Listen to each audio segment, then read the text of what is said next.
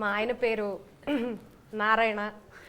మొన్ననే మా ఆయనతోటి షాపింగ్కి పోతే బాగా షాపింగ్ చేసుకో రాజ్యం, ఎంతకాలంటే అంత ఎలాగో ఊళ్ళల్లో ఉండట్లేదు కదా అన్నాడు. సరే అని చెప్పి షాపింగ్ చేస్తుంటే వెనకాల నుంచి ఒక అమ్మాయి పిలిచింది. నారాయణ అని చెప్పి నాకంటే ప్రేమగా పిలిచింది. ఇదేందిరా బాబు నాకంటే ప్రేమగా పిలుస్తుందని చెప్పి ఏం కథ నడుస్తుందని అడిగితే కాలేజీలో అప్పట్లో కొంచెం వ్యవహారం నడిచిందిలే రాజ్యం, మర్చిపో అన్నాడు.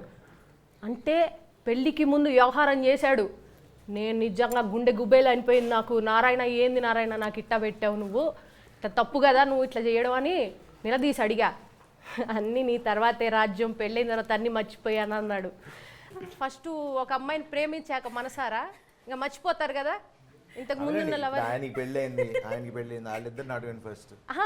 నేను సినిమాలో గురించి అడుగుతున్నా, నిజ జీవితంలో గురించి కాదండి. సినిమాలో మర్చిపోతారు కదా, ఒక హీరోయిన్ వచ్చాక ఇంకొక హీరోయిన్ ఏంటంటారు మీరు?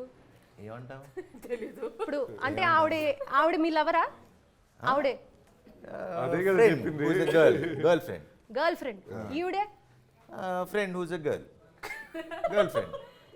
అంటే ఒకళ్ళు ఉంటుండగా ఎక్స్ గర్ల్ ఫ్రెండ్ని మళ్ళీ మీ లైఫ్లోకి ఎంటర్ చేయనిచ్చారనమాట.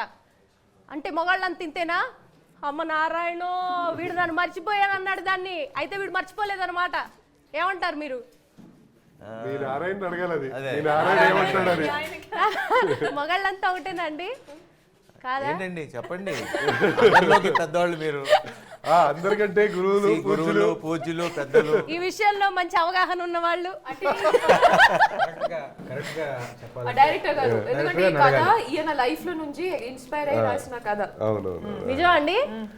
ఫస్ట్ పెద్దల్ని అడగండి, ఆయన చెప్తారు కరెక్ట్. పెద్దలు చెప్పండి. ఒకళ్ళు వచ్చాక లైఫ్ లో పాత బాకీల్ని మర్చిపోతారా, అకౌంట్స్ కంటిన్యూ చేస్తారా? మీ నారాయణ ఏం చేశాడు రాజ్యం? మా నారాయణ ఏం చేశాడు తెలియక ఇంతమంది ఒపీనియన్ అడుగుతున్నా. ఒక్కొక్క జీవితంలో ఒక్కొక్క కథ ఉంటుంది. ఈ కథ సంబంధించి ఏంటనేది రామ్ అప్రాజ్ గారిని అడగాలి మనం. ఓకే.